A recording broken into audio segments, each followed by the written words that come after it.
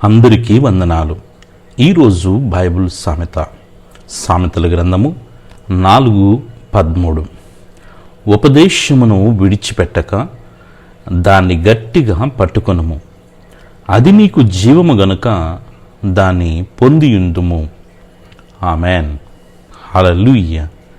పిల్లరా, దేవుని వాక్యాన్ని విని విడిచిపెట్టక దాన్ని గట్టిగా మనం పట్టుకొని ఆ వాక్యానుసారంగా మన జీవితాన్ని మలుచుకోగలిగితే అది మనకు జీవమును కలుగజేస్తుంది.